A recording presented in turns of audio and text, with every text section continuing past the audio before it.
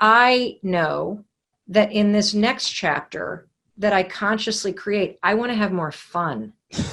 I really want to love the process. Yeah. I don't want to make it so hard on myself and be gripping everything so tight. And it's really easy for me to see it in other people because I know what it feels like in here. I'm working hard to break the patterns that still hold me back. And the big one that holds me back is bulldozing. It's literally when I start to feel any level of tension. This is particularly true in my marriage. I'm married to a saint. Thank God Chris Robbins meditates every morning. It's the only reason why we've lasted 26 years. It's how he puts up with me. When I feel my whatever emotion rise, I immediately raise my voice. Wow. It's how I assert power in the relationship. And I am so committed, Lewis, to breaking that pattern. Wow. And being a more fun person to be around and a kinder person to be around. You can change the negative patterns that are running your life. The patterns that you think are impossible to break, that have been with you for life, that will be with you for the rest of your life, you can break them. It starts with a decision. And if you don't want to still be in 20 years living by that same negative pattern that is holding you back, I think this video will help.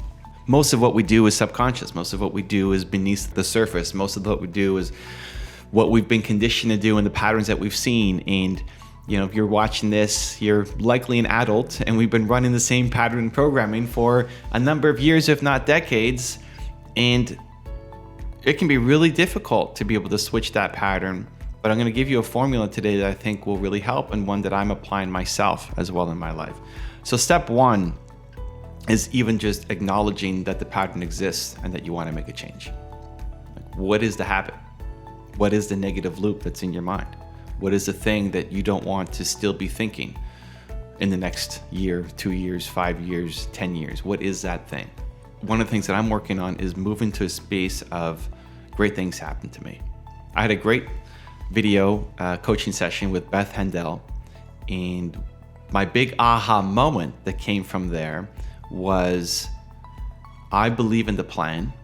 So whenever I am thinking of something, I make a plan, and then I execute the plan, and I do the plan, and I follow the plan. And when I don't believe in the plan, then I create a new plan, then I believe in that plan, and that's the thing that gets me going. So I'm very plan, schedule, calendar oriented.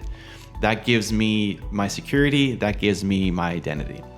And so as long as I have a plan, easy peasy, let's go. We're waking up, we're making videos because it's in the plan. But then what happens on the rare days, maybe once a month, where I don't believe in the plan anymore. I don't think the plan is good enough to get to where I want to go. And I can't make a new plan. I don't know what the next plan should be. What I have done so that I don't get lost and spiral down into negative thinking, into maybe not depression, but anxiety and stress and overwhelm that I don't know what to do next. You ever been faced with that? Like, I don't know what to do next? My plan has been, see, I'm using the words, just to tell myself great things happen to me. This is what I've done. It's been my coping mechanism. The way out of the stress and the anxiety and not knowing what to do next is me telling myself great things happen to me. And what Beth challenged me to do, and the big insight that came from it, was living not in the identity of the plan, but living in the great things happen to me. So now I'm trying to shift my identity from being the guy who believes in the plan to being the guy who believes that great things happen to me. That instead of using great things happen to me just as a coping mechanism on my worst days, the once a month days when I really don't believe that I'm getting closer to my goals or I'm never going to hit them, and flipping that to being the default mode. That's really hard. I was not born the plan guy. It took me decades. I'm 42 coming up in May. I'm 42, and it took me decades to become the plan guy. 2 decades to become the plan guy. And now I'm not getting rid of the plan guy. Thank you, plan guy. You got me here. I appreciate you, pat on the back. I still need you. Please stay with me on this journey. But I want to be the guy who believes that great things are coming. Because at the end of the day, all your great things, all your great ideas, all your great breakthroughs usually don't come as a result of the plan. It's maybe a byproduct of the plan, but not a direct result of the plan. Because the plan only is something that exists right now. It's what I've talked about, making decisions with your head versus your heart. Big decisions with your heart, small with the head. The head only understands the world that currently exists, where your heart can create something brand new. And so I want to be in the brand new. I want to create something that hasn't been done before. And so you can't plan for something that hasn't been done before. And you need to have some faith that great things will happen. And so that's a long way of me saying that I am trying to become the guy who believes that great things happen to me as a default state. I believe that. When I say that, when I create video and I say that on camera or when I'm talking, I believe that. I believe the great things come to me. If I keep going, if I keep making, if I keep sharing, if I lead with my heart, if I tap into what I feel is the right thing to do, even if it doesn't make sense, I believe that great things will happen. And I've seen enough of that happen over my life and career that I believe it. And if you're not quite there yet, just look for some small wins. That when you have helped, when you have shared, when you have created from the heart, you've gotten some small wins. And if you keep going, you can have slightly bigger wins and medium-sized wins and then large wins and then gigantic wins. You just keep going. So how do I shift? And we're working through this in real time. I'm not sharing a story that is, 20 years old, like I sometimes might do, the foundation story. So how do I shift? How do I shift from being the plan guy to the great things will happen to me guy? I think it could be a useful mini case study for you if there's something that you want to work on, that you want to improve at. You're tired of telling yourself a different story and you want to shift it. So here's what I'm doing. First off is trigger words, right? So if I say plan, that's a trigger word. Plan, ooh, plan, here's my plan. Like, oof, plan, I said it again.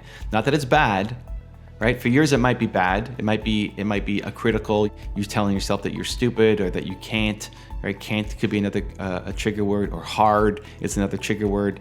The fact that you're not going to do something because it's hard, that's a trigger word, right? So what are the trigger words that you tell yourself as to why you can't do something, or that keep you locked in your negative patterns? What are those trigger words that anytime you catch it, you say it, you feel it, you tell somebody else it, that like, oh, there it is again, I'm noticing it. And you can tell the people in your life, your family, your friends, your spouse, the people on your team, you can tell them, hey, if I ever say this word, I want you to call me out on it. So you can have people kind of support you through this journey as well. Number 2 is you try to design in a conscious way, applying it in your life consistently. So the next thing I did as soon as I got off that coaching call with Beth was I told my wife, and I said, hey, great things happen to us. I told her what happened, and great things happened to us. Great things happen to us. Great things happen to us. And I must say that at least 40 times a day. Great things happen to me, talking to myself, or great things happen to us.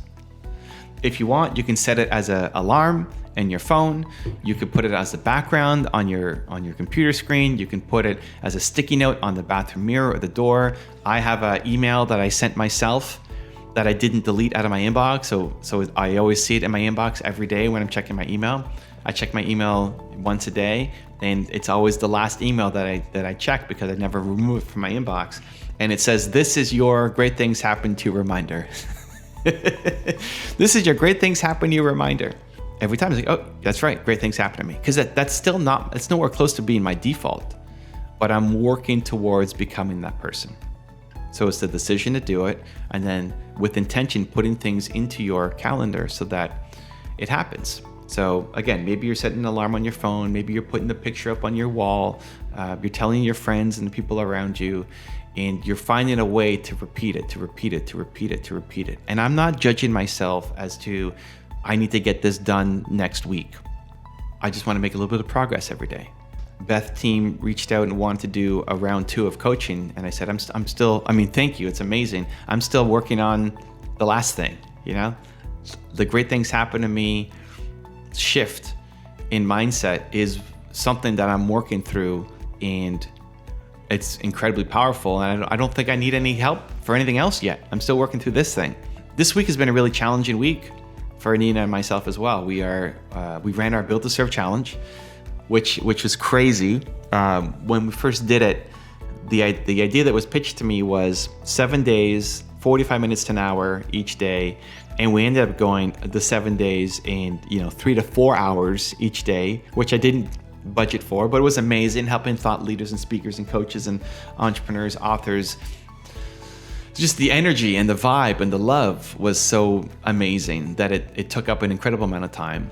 At the same time, we just bought a brand new house, which is super exciting. And so selling this place, and so I had to move my office. You might notice it's a different background than usual. I guess I could have done it in my car, but I'm not in my usual studio, my office, because we have a makeshift office while we get our place ready to list today. So we're packing and moving and switching all the artwork and all of that stuff while running a challenge. Yesterday, I hit the side of a curb that had a boulder, and it punctured my tire, and not just like giant hole in my tire.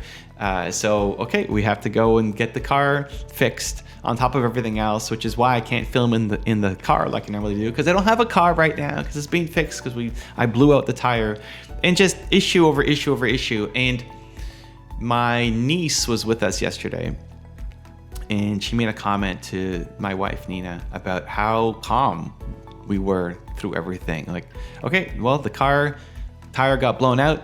That completely changes how we spend the rest of today now. Instead of doing these errands and taking people here and all of this stuff on Nina's birthday, by the way, it's like, okay, well, here's what we need to do now. Okay, we got to get it fixed. We got to figure out how to solve these other problems, and let's go. And my niece was blown away by how we weren't arguing or fighting or yelling or super stressed. Just, okay, let's solve the problem and keep moving on with our day. Why? Because great things happen to us. Great things happen to us. And that's, when something negative going on, even if it doesn't feel real, it'll be something that Nina and I will laugh over. Great things happen to us. Oh, that happened? Okay, great. Great thing. You know what? Great things happen to us. We will figure out a way through this. Great things happen to us. And in that ongoing conditioning, the more that it's around us, the more that I say it, I believe it a little bit more and a little bit more and a little bit more and a little bit more. And I guess you could call it affirmations. I never really connected to affirmations that much, because it felt, if I was saying something that I didn't believe in, that it wouldn't work for me. And because I already believed that it wouldn't work for me, then I've already set myself up for failure from the beginning. I think the key thing is, if you want to be able to change that mindset, you want to change the habit loop, you have to find something that you actually, on your best days, believe. There's a kernel of truth in there, right? If you're 400 pounds and you say, I'm skinny, I'm skinny, I'm skinny, I think a lot of, in your head, you say, well, that's BS, I'm not skinny. And then there's no even kernel of truth to it, so then you never do the actions to help you get there. Where on your best days, what do you believe about yourself? On your best days, how do you handle problems? So when I say great things happen to me, I believe it. I actually believe that wasn't something that was given to me. That wasn't something that somebody once told me. That wasn't somebody that a coach told me that, hey, you have to use this now as your mantra. I believe it. On my best days, I believe it. I believe it. I can tap into that, and I believe it. There's a kernel of truth to it. And I want to make that kernel, grow into something much, much, much, much bigger. So homework would be to think about, on your best days, what do you believe about yourself? What's the specific language, the specific words that you would say to yourself to encourage yourself, or you're looking back and you're proud of yourself? On your best days, what do you believe about yourself? And then finding a way to make that a daily part of your life, so that when the negative things come, you can tell yourself this as a reminder, and it starts to shift everything for you.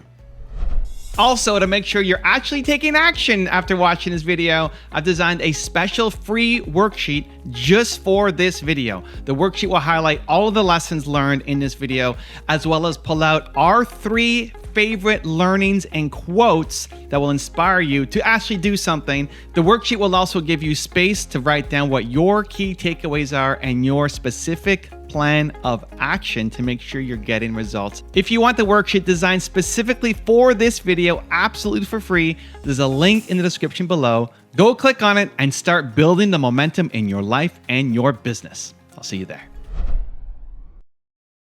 When a manager or a boss defines norms, the team is 73 times more likely to work hard to keep them. And here's the kicker.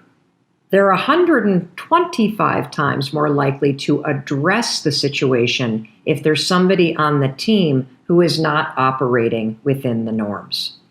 You know, it's so obvious. I mean, think about it. If somebody were to walk in to work and put their feet up on the desk and turn on porn and be sitting at their desk watching porn, would that be the norm for your workplace? I don't think so, unless you're working for Playboy or you're working in the porn industry. That would be so out of the norm that everybody would address it immediately, period, full stop. And what I want you to understand is that when you take responsibility for how you're acting on the team, and you're collaborative, and you're supportive, and you're putting the team first, and you're modeling that behavior, and when you also bring the courage, and you dare, as Brené Brown says, to be brave enough to have honest conversations with your colleagues about what's acceptable and what's not based on how things are impacting you, you personally shift the culture in a positive direction. Everything that I have done since we launched the 5-Second Rule book was in reaction to things that were coming to me. So I never sat out and said, hey, the 5-Second Rule audiobook has been a complete record breaker. We clearly have an audio audience. Let's go pitch Audible. Right. Audible came to me, which is fantastic. I always dreamt about having a talk show, but I wasn't out pitching one. Sony came to me. In fact, the only reason why we got into courses, online courses, and we now have more than 500,000 people that have taken our courses online, was because Success Magazine came to me and said, let's do a course together. I remember I was there interviewing you for it. I hated it. Because what I discovered is I hate being told what to do. And so, but that gave me the idea, we should do courses ourselves. And so this pause has made me stop and go, well, what do I really want to do? And the truth is, I want to go and make the biggest possible impact that I can. Mm-hmm. And I want to collaborate with more people. Yeah. And I want to do events. And I don't want to be the CEO. I'm a terrible leader, horrible leader, the worst actually, because I'm amazing at coaching. I'm amazing at creating. I'm amazing at reacting. I'm terrible at managing people. I am terrible at managing a project. I have ADD. I have dyslexia. I'm a bulldozer when I get anxious. Mm-hmm. I Very hate similar, it when people. Mel. I know we are. That's how we'd kill each other if we were roommates or business partners. But I think understanding yourself is really important. And so there's a couple things that I've decided. Number one, I'm going to consciously create the next chapter. And what is that? And I'm still in the middle of doing it. Yeah, but you want to do events. You want to do these things you're talking about. Yeah. Yes. And I want to collaborate more with a wider audience of people. Mm-hmm. And I want to build a brand bigger than Mel Robbins. Yep. I don't want it to just be me. I want to build a platform-based business that reaches more people. Because here's the thing that got me through kind of the loss of the talk show and the way that I think about things that I hope helps if you're listening and you're kind of struggling with something. I believe, and I went into the talk show saying this to myself, because there's a 99% chance based on the history of people that have tried to have a daytime talk show that it was going to fail. And I went in there saying, I'm not doing this because I expect to have a successful talk show. I'm going to put 1,000% into it so that I have no regrets and I wouldn't change a thing. But I'm going into this because I know that there is a skill, a person, or an experience I am meant to have that will help me for the next chapter that I can't see coming. Now, here's a trick about gratitude.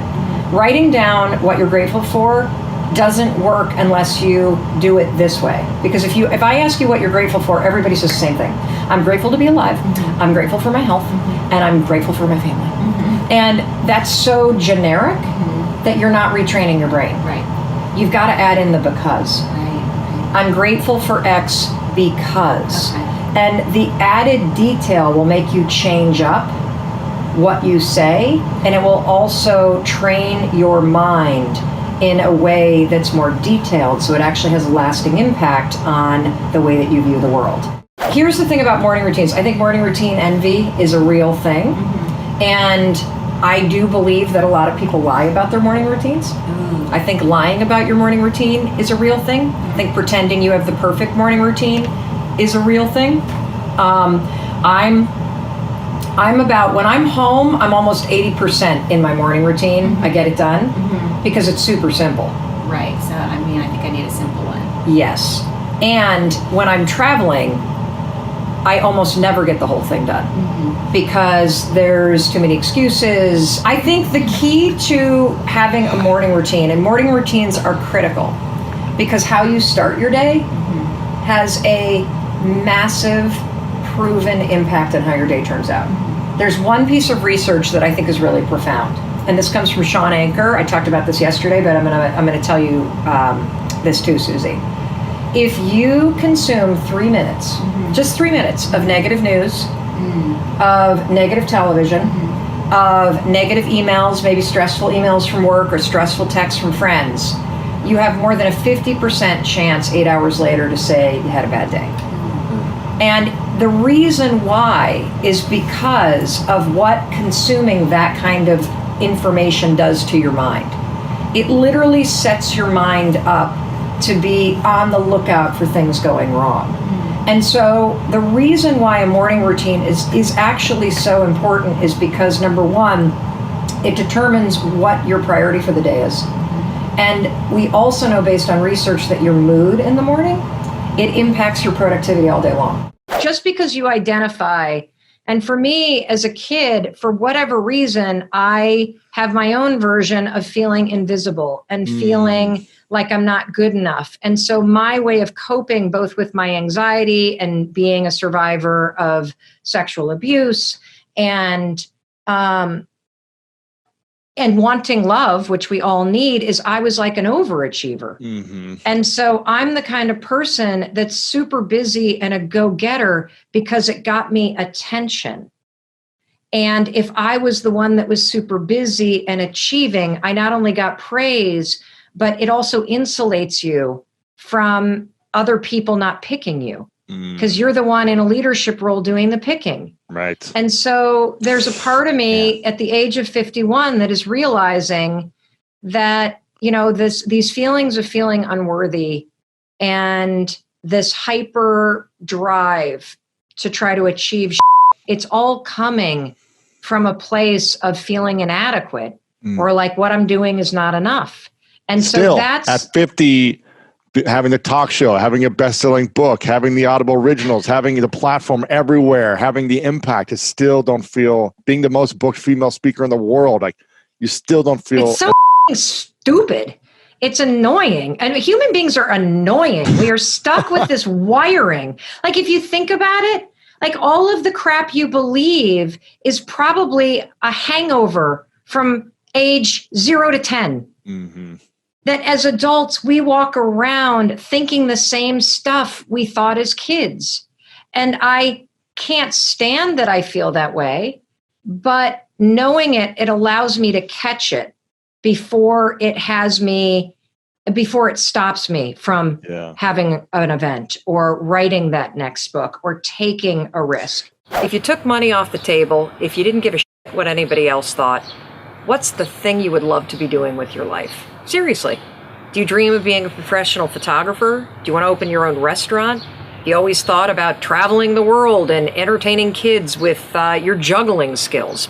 I don't know. It's your life. You get to choose what you want to do. Be honest with yourself. What is it that you would want to do with your life if you didn't have to pay the bills doing it? Another thing you can ask yourself, who do you find yourself sort of envious of? You know, like you look at their life and you just think, gosh, how awesome that they get to do that. Well, once you have that answer for yourself, you've gotten really honest, you've pushed the bullshit aside, and you've really asked it for yourself and answered the question honestly, all you got to do is explore it. That's it. Just find one thing that you can do to enrich and expand your knowledge about it. Find one course online, Google the topic, stalk people that are pursuing this line of work. That's how you start to do it, one step at a time. So start with answering the question, what do you really want, with a massive dose of honesty. Google the topic and find one thing that you can do, just one. Push yourself and start to explore it. If you were to wake up and do that every single day, spend 10 minutes a day, you would be startled, astonished by what your life looks like in a matter of a year or two. I need a volunteer coming up. Hi, how scared are you right now? About a 12 or 15 or 30. On a scale of 10? Yeah. Yes. Good, you're perfect. Okay. So I have an envelope. You can either open this up and read what it says, but you have to do it. How afraid are you for her? Or you can give it to somebody else. Now, what are you managing right now? My heart rate is just like out there. Yeah. What do you want to do? Life's about change, so I'll open it. Okay. Come up on stage with Mel. Give her a standing ovation. She deserves it. So again, same rules. Open it up, read it to the audience, and then do what it says. How scared are you? I'm a little nervous because I'm not sure what you're going to want me to do. I'm shy. Really? That's baloney. Tell everyone in the audience the most embarrassing thing that's ever happened to you. All right, you ready for another one? Sure. How scared are you? Less. She'll be speaking at the next conference. You watch. Yes, I will. Congrats. Life That's just paying for your registration and 3-night hotel stay at the Elite Academy in Orlando. Oh my word! It's overwhelmed joy. Just the peace I think that can come with really choosing to change. You know, I've heard a lot of experts say that fear isn't real. That is such a bunch of baloney. Fear is so real. In fact, there are probably things that you're afraid of doing right now in your life, in your relationships, at work. And the fact that you're afraid, that's robbing you of all of the experiences that you want to have in your life. I mean, if you're afraid to fly, that's going to limit your ability to travel and see the world or go visit friends. If you're afraid of public speaking, that's going to really limit your ability to express yourself and share your ideas. If you're afraid of talking to your boss or asking for a raise, that directly impacts how much money you make. Or what if you are dreaming of starting a business, or you've already started a new business, but you're afraid to talk to people and you're afraid to share your business with people? I mean, fear is something that stops us all. And that's why I'm here to talk to you, because it doesn't have to. Fear is real, but I am going to share a secret weapon that I have used for years to beat every single fear that used to stop me. Now, first, before we get into this secret weapon, I just want to cover a few facts about fear, what it is, what it isn't, and some things that you may not know about fear. So first thing, fear is a physical state in your body that is exactly the same as excitement. Let me say that again. Fear and excitement are the exact same physical state. Your heart races. You might sweat a little bit. You might feel tightening in your chest. You might feel a pit in your stomach. You have a surge of cortisol. It's basically the way that your body goes into a hyper-aware state because it's readying for action. Now, what's the difference between fear and excitement? Really simple. The only difference between fear and excitement is what your brain is doing as your body is all agitated. If you're excited, your brain's going, oh, wow, this is going to be so cool to ride this roller coaster. If you're afraid, your brain's going, no way, there's no way I'm doing that. This is dangerous. Get out of there. Don't do that. It's saying something different.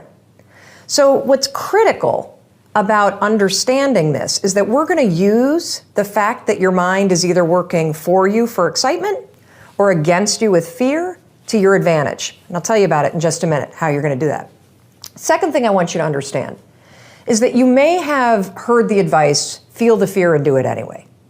You may have heard the advice, oh, just try to calm down. Think positive thoughts. It doesn't work, does it? And there's a reason why it doesn't work. So let's go back to fact number one. When you're afraid, your body's in a state of arousal and agitation, and your heart is racing, and you're all like amped up, and you're hyper aware of what's going on, and you're freaking out a little bit. What is it like when you're calm? You just kind of chill, right? You got like this low arousal state. Very, very difficult to go from a state of agitation and being all jacked up and excited and weirded out and to a kind of state. It doesn't work. It's like trying to stop a train by throwing a boulder on the tracks. It's going to make the train jump off the tracks. It's going to cause a disaster. In fact, they've proven in research that when you try to ignore your fears, it actually makes them worse. And they've also proven in research that positive thinking alone also can make your fears worse. So, what do you do? What do you do when you're about to go talk to your boss and you feel afraid? What do you do when you have to get on a plane and you're actually terrified of flying? What do you do if you got to give a presentation and you are afraid of public speaking? Here's what you're going to do. You're going to use a strategy, the same one that I use, that has helped me beat every single fear and turned me into somebody that is terrific when it comes to a high-stress situation. This is how you do it. You're going to use my 5-second rule in combination with what I call an anchor thought, and that is going to reframe what your mind is doing so that your mind goes from feeling agitation and making you afraid to reframing it from agitation to excitement. It works like magic. Now, I have used this technique for years, literally for years. And one of the ways that I want to introduce you to it is I want to take you backstage. I want to take you backstage to a speech that I delivered this year.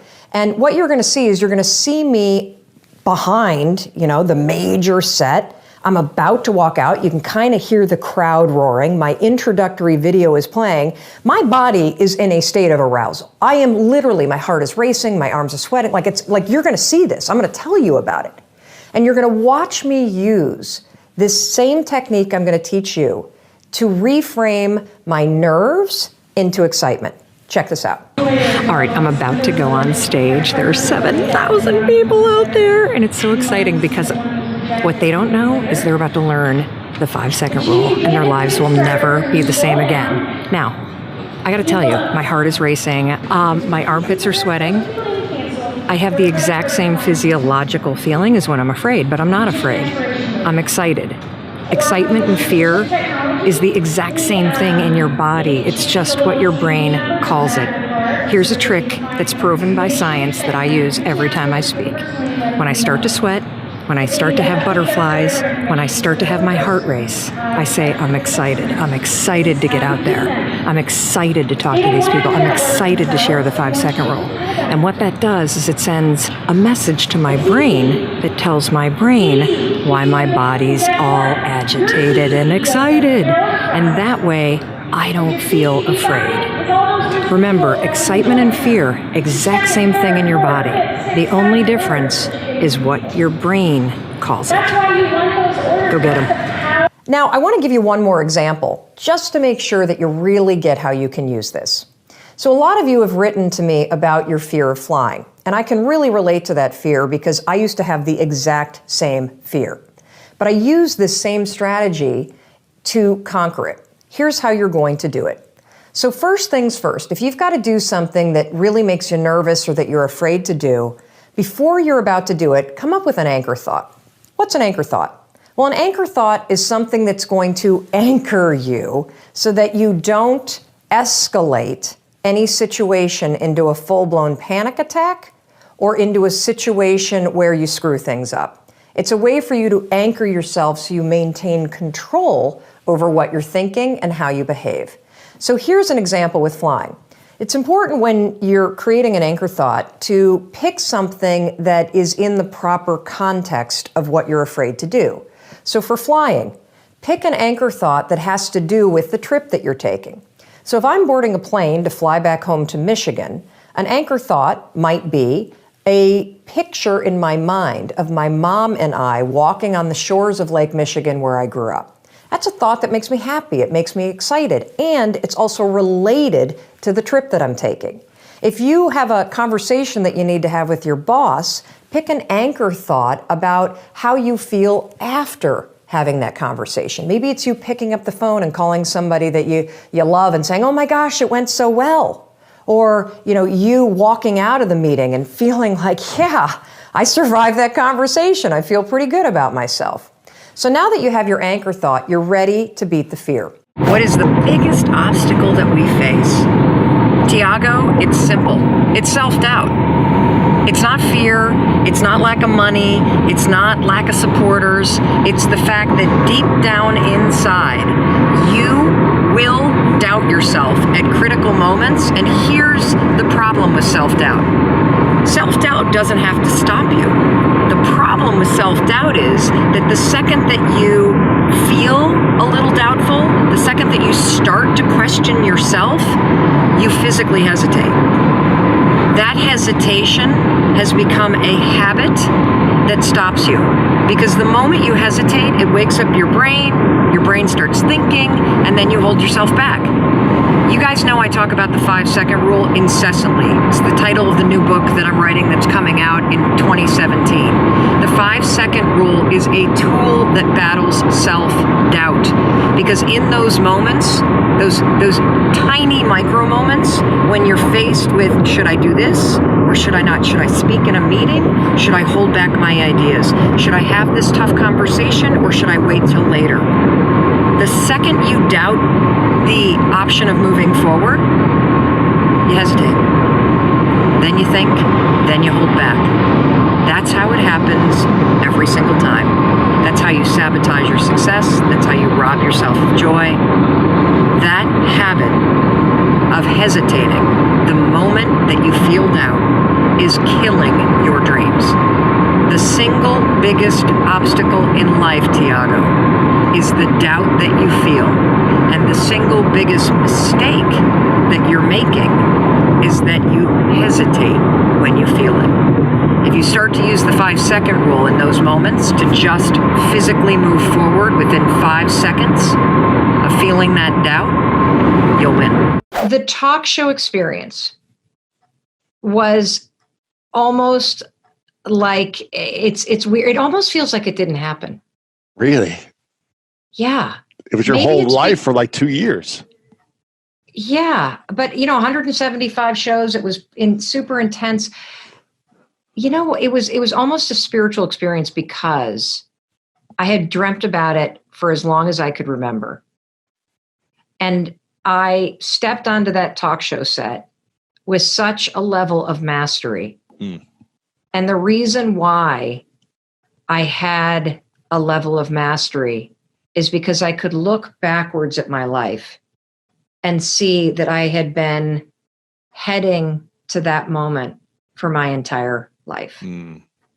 That the ability to create trust and take a complicated amount of information and get down to the human connection immediately, that began back in 1994 when I was a legal aid attorney doing criminal defense work in New York City. My ability to understand what victims of domestic violence go through goes all the way back to 1986 through 1988 when I was a crisis intervention counselor volunteering on a domestic violence hotline. Wow. My ability to read a teleprompter had to do with being at CNN. My ability to work 18-hour days was a function of the reality TV show world. My ability to relate to somebody who had lost everything was a function of what Chris and I had gone through. My ability, like just everything all of a sudden was like, and it's why I can say with such urgency that you have to have faith that this is happening for a reason, that this is leading somewhere. I'm going to take everybody back 4 years ago. So this is the first book, The High Five Habit is the first book that I have written and published in almost 5 years.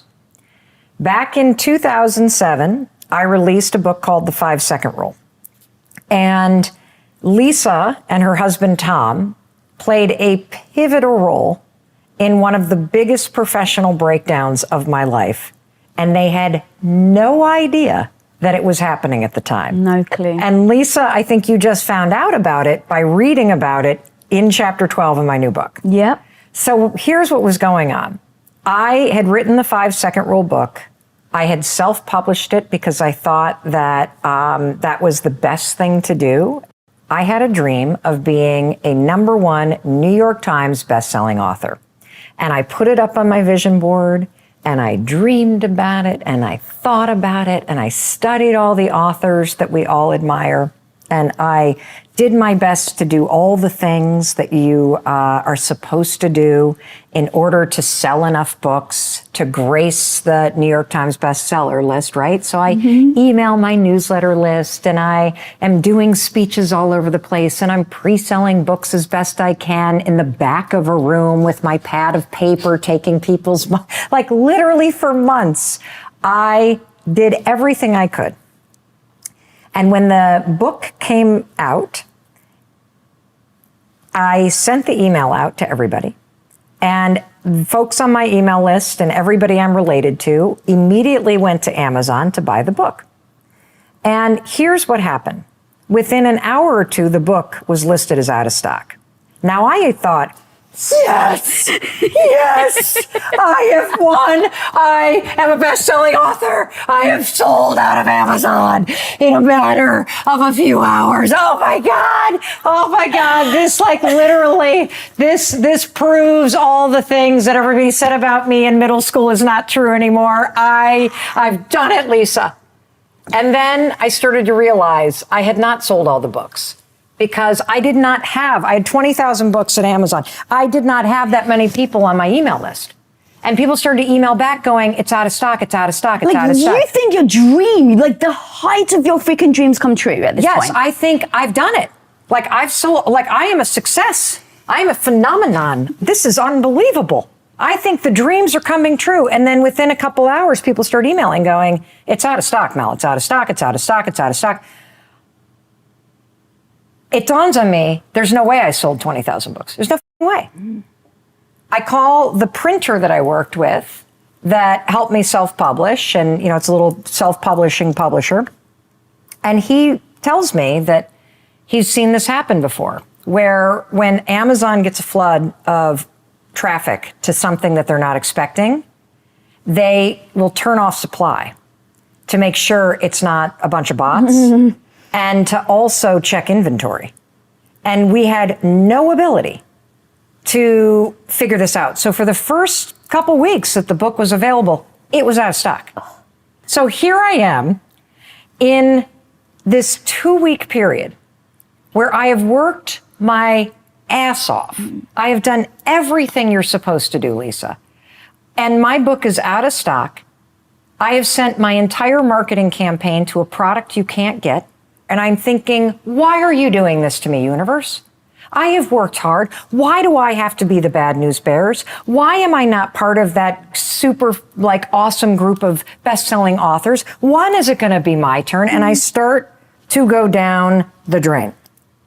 Enter Tom and Lisa Bilyeu. So when I come here and I am doing your show, I show up here and I'm like, this is my last hope. Because by the time this thing gets on air, maybe the book will be available. I have got to pull myself together. So I walk in here and I was just, I didn't know you yet because I only knew impact theory and I'd only seen it. I knew this was a big deal. I knew that being on Tom's show could really change things for me. And I walk in here and I feel like a complete failure. You are lovely and delightful. And I immediately start feeling like I don't freaking belong here. I mean, they just had this best-selling author and that best-selling author and this famous person was just here. What am I doing here? I am a self-published author with a book that's out of stock. I'm failing. I hope that they don't know because this is terrible. He is going to figure out before I enter the set that I don't belong here. You think imposter syndrome galore? Oh, completely. So I'm upstairs in the bathroom and I am having a case, no kidding, of stress diarrhea. I have got to empty the bowels because I am so sure that I'm about to be called out for the fraud that I am, that the book is not successful, that Tom's made a mistake. I look at the mirror, my cheeks are as red as a baboon's ass. I am sweating profusely. I've got pit stains on my red shirt. And then there's a knock on the door. We're ready for you, Mel. I splash water on my face. I literally am 5, 4, 3, 2, 1, pull your shit together, Mel, get the out there. And I open up the door and I go. And one of the things that you believe that I believe too is that your feelings are going to rise and they're going to fall. And feeling nervous and feeling scared and feeling on edge and imposter syndrome, it's all normal stuff.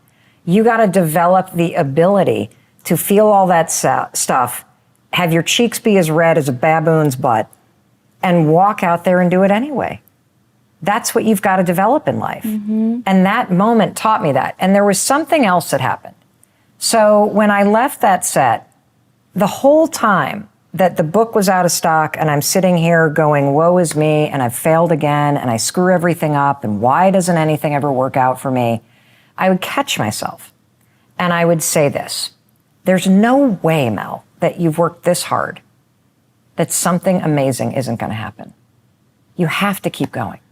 You have to believe that this moment is preparing you for something amazing that hasn't happened yet. I have been practicing this habit for a little over a year. And it all began in April of 2020. And this is not something that I was like, okay, I got to write a book. It's got to have a 5 in it. It's going to be 5 years since I've written a book. Thank you, dyslexia and ADHD. What am I going to write about? That's not how this happened. The high 5 habit saved me.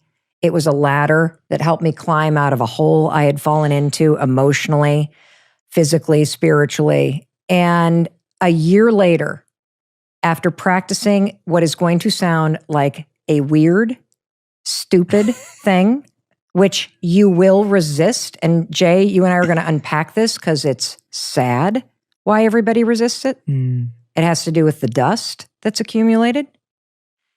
And I will tell you, after a year of practicing this, I don't even see a face or a body. I see a soul. Mm. I don't even have to high five myself. I still do because it feels good, and we're going to explain the science that is bananas about why this actually works for everybody who tries it, because this is not something that's new. You are tapping into programming that's already in your mind and body and now directing it back at yourself. Mm-hmm. It's incredible. I don't ever criticize myself. I don't ever see what's wrong. I see a human being who's trying, who deserves love and respect, and I know that it's my job to give it to her. You know, the 5-second rule, which I created, over a decade ago, that's gone on to help me change my whole life. It's a little starting ritual and a brain hack that you can use to help yourself take the actions and change the thoughts that change your life. It helped me be more productive. It helped me get stuff done.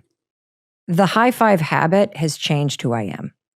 It has deleted a lifetime of criticism and negativity from my mind, and it has reprogrammed the soundtrack to be somebody that's supportive and a cheerleader. Mm. It's extraordinary.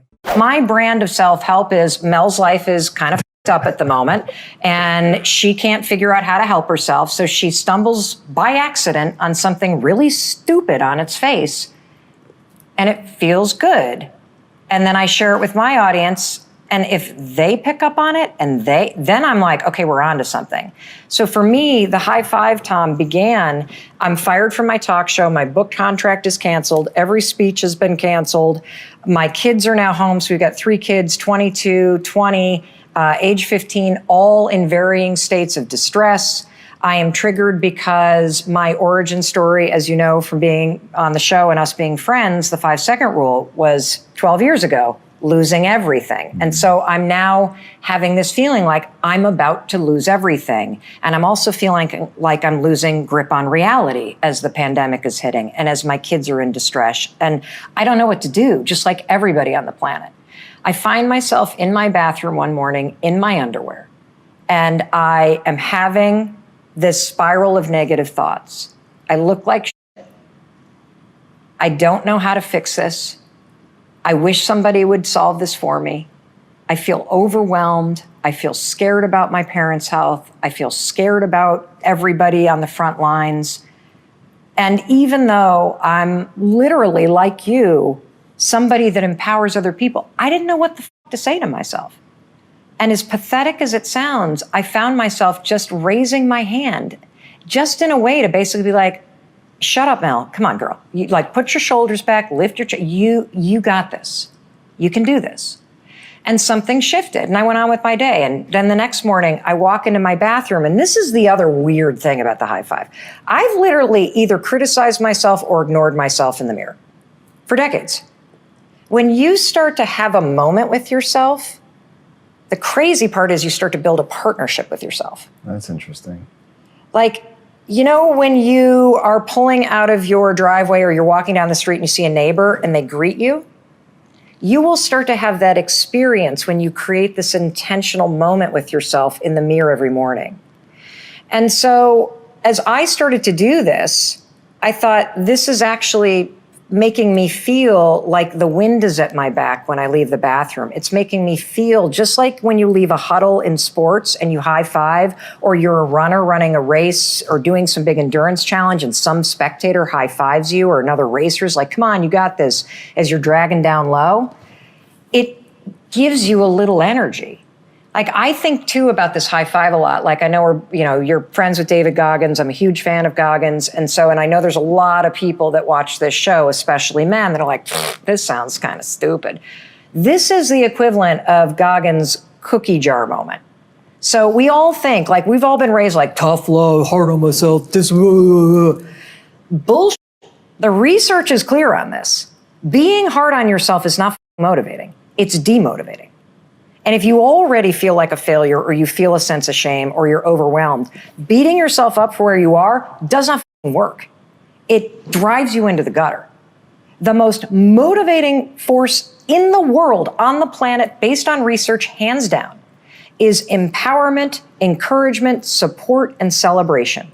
And for our entire lives, we have outsourced that to somebody else. The research is very clear. So the NBA study, they did this big study looking at NBA teams. And they could predict in the study who was going to be in the championship rounds based on, in the preseason, what teams had the most high fives, fist bumps, and back pats. Why? Because those kind of gestures create partnership and trust. And I'm here to tell you, when you start doing it in the mirror, you're creating partnership and trust with yourself. So the holidays are upon us, and I wanted to share my 3 rules around the holidays to make sure that even if you have a very dysfunctional family, you can focus on the fun in dysfunctional, okay? So here are my 3 rules. And they're all like the 3 Ps of the holidays, okay? So you can think about holiday dinner, you don't like to eat your peas. These are the Ps that you want to focus on. You ready? Number 1, no politics. Seriously, do not utter anything about anything related to politics. We live in a crazy, polarized, whacked out time right now when it comes to politics. There is no safe topic, even if everybody voted for the same people. Do not discuss it. That's rule number 1, no politics. The second P, leave the past in the past. Do not dance into Thanksgiving dinner or any holiday that you're celebrating during this long season and expect it to be the moment in time that you're going to resolve everything that's happened to you in your past. That belongs in a therapy session or during a long walk in the woods when you're actually focused on healing in the past. For now, you just want to get along with everybody. You want to have a fun time. You don't want to make this too heavy, and you do not want to be the one bringing the drama to the table. Leave that to one of your uncles or your aunts, okay? And number 3, pretend you care, okay? No politics. Don't heal the past. Pretend you care. It's not that difficult. You don't have to love everybody. You don't have to like everybody. But show up and actually demonstrate behavior that makes people feel as if you care. What does that mean? It means ask a lot of questions. Listen. Follow up with more questions. And you know the great thing about asking lots of questions of the folks that are there at the holidays with you? Number 1, it takes the focus off of you. So if you're worried about talking about where you are or you aren't in your life, ask a lot of questions. You won't be talking about yourself at all. And number 2, when other people are talking, they think you're very interesting. That's true. The secret to human beings is be interested, because when you're interested in everybody else, suddenly you're the most interesting person in the room while they're talking. For those of you that feel very overwhelmed because of home, work, side hustle, and you're a woman, you probably also feel guilty about taking time to work on your side hustle. That's because women, girls, we are raised to be good girls, we're raised to be good daughters, we're raised to be seen and not heard, we're raised to take care of people. It's socialized into you. And you see your mothers, by the way, also sacrifice everything to take care of everybody else and to put themselves last. This is a learned behavior. So if you also are a woman, you probably feel guilty for taking time for yourself. Stop that. You have to stop that. The reason why you have to stop that is, first of all, if you're a mom, you've got to show your daughters and your sons what it looks like to pursue your dreams. Secondly, as a woman, you're not going to get what you want if you're constantly putting guilt on yourself for taking time for yourself. And third, the only way you will discover the power and potential inside of you is if you push that generational bullshit to the side and you actually realize that your life is for you. That your mom, you know why she sacrificed everything she did? Because she wanted you to pursue your dreams. So knock it off with the guilt, because the guilt is also contributing to the overwhelm. The guilt is making you not talk to your partner or your boss or your colleagues or your friends about what you need for support. The guilt is adding weight to you not being able to carve out the time and be disciplined to find the time for yourself. And so it has got to go. You hear me? Get rid of it. Rule number 8, change your story. Isn't it interesting that age is something that measures the amount of time that's gone by, but don't you have a lot of baggage about your age? You're either too young or you're too old or too much time has passed or you blew it and you wasted your 30s or now that you're 40 or this or you're only 20. I mean, it's insane how much baggage we all have about our age. And so I'm writing about how to remove that story and how to recognize that whatever time has passed is past, whether it's a teeny amount of time because you're just a high school student or it's a lot of amount of time because you're 60 years old, and to understand that life is an inside game and it's all about your mindset and it's all about what you do with the time that you have right now. You can launch anything. You can begin anything, period, as long as you are willing to do the work for it. If you're somebody that suffers from anxiety, first of all, here's what you need to know. It's not a disease. Period. It's not a disease. Here's what you need to understand. Anxiety always begins with a worry. Always. It begins with a thought that is triggered by something. So if you suffer from anxiety, you wake up in the morning and your mind spins. You lay in bed at night and your mind spins. You walk into work and you feel anxious in your body. I want you to write down all the things that trigger you to feel anxious.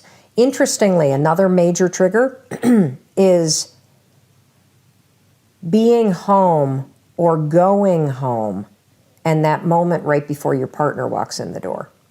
If you feel anxious when your partner's about to walk in or you're about to walk into your own home, that is a major signal that you're in the wrong relationship. that there is something incredibly off and you either need to get into counseling, but that is one that we hear a lot about. Wow. Because you're walking into a situation that feels uncertain. Yeah. A lot of people, by the way, had parents that were abusive or parents that were yellers. So they also are experiencing ghosts from the childhood of it's 5 o'clock, dad's about to come home and pour a drink, and everybody's on edge. Yeah. So write down the triggers, okay? Because having kind of the triggers ahead of time will help you come up with a plan for how you're going to catch yourself when your mind defaults to the automatic ways that it thinks. Then what I want you to write down next to the trigger is what exactly are you worried about? So having the trigger and then the what do I worry about? I worry that my boss is going to yell. I worry that my partner's going to yell. I worry that I'm going to get in trouble. I worry that my friends are going to laugh at me. I worry that I'm going to be whatever the it may be. Then what you're going to do is you're going to write down what I call an anchor thought. An anchor thought is something that weighs you down and it makes you excited. And so here's how the strategy works with the 5-second rule. The next time you're in a situation, and let's just use the example of pulling into your own driveway or your own apartment, and maybe you've got issues with your boyfriend or girlfriend or your roommate, and that makes you unsettled. The second you pull in and you feel the trigger, you're going to go 5, 4, 3, 2, 1, because I want to interrupt your mind from going into the I don't like what if I, and then you're going to drop in the anchor thought of the last time that you and your roommate really got along well, or the last time that you stood up for yourself and it went fine. And or your puppy. Yeah, or a puppy or whatever. And you're going to say, I'm so excited to deal with this. Yeah. And then you're going to get out of your car, even though your body is going to feel a little unsettled and your mind's going to race. Go 5, 4, 3, 2, 1. If you start to be like, but what? And then walk in the door.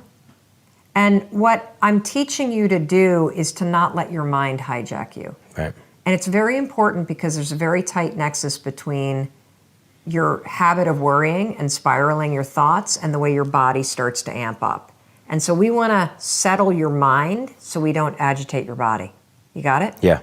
And so if you start to practice that over and over and over and over and over and over and over again, and for you 18-year-olds that are watching this, use this with the nerves that you have about what you're going to do with your life. Use this when you catch yourself worrying about college applications, because worrying about the applications won't get them done. Worrying about what your friends are doing won't make it happen. Worrying about what you're going to be doing when you're 25 or how you're going to make money, it's not going to help you make money right now. It's only going to make you miserable. Right. So 5, 4, 3, 2, 1, cut off that habit. Yeah. That'll stabilize your body, and then go to a vision of you at the age of 25, driving a car that you think is cool and hanging out with a friend that's cool and saying to yourself, I'm so excited because I know I'm going to figure it out. Because you don't need to worry about that shit right now. Yeah. But it becomes a habit that destroys your year this year. I've looked into the research. There's only one habit and skill, just one, that has a direct impact on how much money you make. A direct impact on whether or not you get the promotion and the influence and the cash money that you deserve. And do you know what that is? Any ideas? The one skill, the one habit, the one thing that has a meaningful behavior change that impacts what you get. It's your visibility. You see, you don't get credit, you don't get paid for, and you don't get graded on the things that people can't see. In order for you to get what you deserve, you have to start being deliberate about your visibility, behavior that you got to start learning to do, whether you're shy, whether you're introverted, whether English is your second language. It doesn't matter.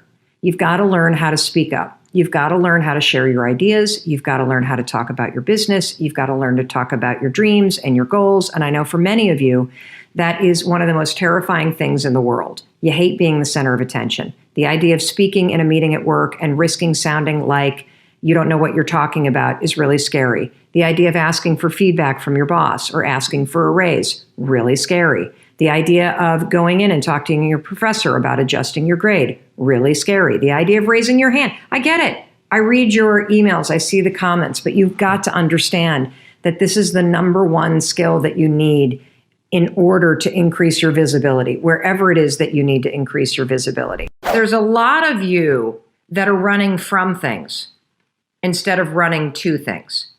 And that's a huge difference, running from something versus running to something. And so I want you to think about that for a minute, because you don't have to move across country to change your life.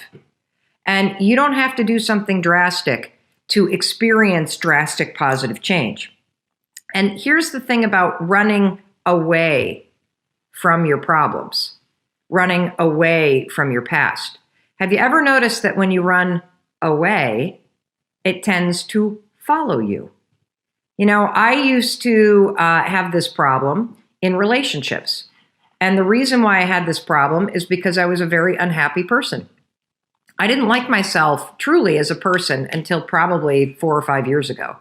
I spent, as sad as this is, I spent the first 46 years of my life really not liking myself, really feeling like I wasn't a good person, really questioning the sanity of people that were in love with me or that were friends of mine because I had such a low opinion of myself. And it didn't matter. You know, I was guilty not of moving from one city to another, but I was guilty of moving from one person to another. That I would literally get in a relationship, I would be in a relationship for a year, and then I would start to feel that unsettled feeling. Because what happens after a year of being in a relationship? Well, you got to start working on it. It's no longer the thrill and the delight, and it's new and you're dating. Now it's just you and the person in your life. There's nothing new about it. And so all your old crap starts to show up. And that's when you got to start to do the work. And so it was about the year or the year and a half mark in almost every single relationship that I would start getting that itchy feeling. And the reason why I was getting that itchy feeling is because my past was now there. This new relationship was no longer new. And so I was no longer distracted by it. And I was going to have to deal with myself in order to be happy. And so what did I do for years? Not even just years, decades, everybody. I'm not proud to admit this, but I would literally jump out of one relationship and into another new one because another new one would distract me from the fact that I was an unhappy person. True story. And I think a lot of you who are unhappy with yourselves are looking to move jobs or looking to move the city that you live in, or you're looking to change your relationship. And the problem isn't where you live. The problem isn't your job. The problem isn't the person that you're with. The problem is how you feel about yourself. If you're not facing a breakup personally in your romantic life, you still want to pay attention because somebody that you care about might be. And this is advice that you can give to them. Also, breakups happen in your career. You might be breaking up with a work situation. You might be breaking up with a friend. I know a lot of us are working hard to draw boundaries and to surround ourselves with more positive people. And we get questions every day about how you do that. And so breaking up with friends can be just as traumatic as breaking up with somebody that is a romantic partner. I have 3 steps to getting over a breakup that I'm going to explain in a minute. But first, I want to explain some research to you to help you put what you're feeling into context. Because what you're going through when you break up with somebody or you're broken up with is you literally go through withdrawal. I'm not kidding. And yeah, I'm using the word withdrawal. Where else do you hear the word withdrawal? You hear the word withdrawal when you hear about people withdrawing from a drug.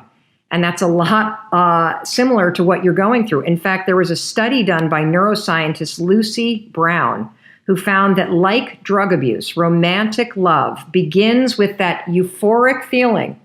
It's a high, right? And when the drug leaves your body or the romance leaves your life, what are you left with? You're left with the withdrawal, which is a craving for it. Validate. Number 1, breakups are painful, but they don't need to lead you broken. So I want you to validate where you're at. It's great that you're asking the question. You got to have a little bit of compassion for yourself. You got to understand that you're going to be sad for a while, but please don't pour gasoline on the sadness fire. Please, please, please don't be staring at photos of your ex. Please don't be putting his or her social media face right in front of your face. It's going to make it worse. but definitely validate the sadness because you're going through a major change and it might not be a change that you wanted. Number 2, separate. This is the most important part because the other thing that I don't think any of us realize is that when you get broken up with or you break up with somebody, you don't realize how much of your daily routine and the habits that you have and the way that you go about your day was tied to the person that you're no longer with. And so what you're not only dealing with is not only missing the person, but your whole life schedule may have just been thrown off. Maybe you two went to the same gym in the morning. Maybe you got a text in the morning from this person. Maybe you liked your little FaceTime call at work. Maybe your friend group became their friend group. And now all of a sudden that you're broken up because you hung out with their friends all the time, you don't have that social life anymore. And so it is so important for you to recognize that you're not only facing the person being gone, but the habits that marked your day and the other people that maybe you hung out with and the things that you did with your time and the music that you listened to and the food that you ate, that those might have all been dictated by the person you were with, and those are changing too. So it's important for you to separate yourself. I think a lot of women in particular, when we get into a relationship, we tend to lose ourselves. We tend to morph into the person that we're dating. I used to do that all the time. And so now we get to the third part. As you start to think about separating, right? So you're validating where you're at, you're separating from this person. We need to get to the third part, which is celebrating you. Now that you're broken up, you have an opportunity. You have an opportunity to rediscover yourself because I guarantee you lost a bit of yourself in that relationship. And so as you think about the way that the structure of your day has changed, what can you proactively insert that is a celebration of the things that you stopped doing? What have you been keeping yourself from doing because you were in this relationship that would celebrate you? Who are the friends or family members or colleagues that really lift you up? And how can you find more time to hang out with them? This is a time to celebrate a moment when you get to rediscover you. If you want another amazing Mel Robbins video, check it out right there next to me. I think you'll love it.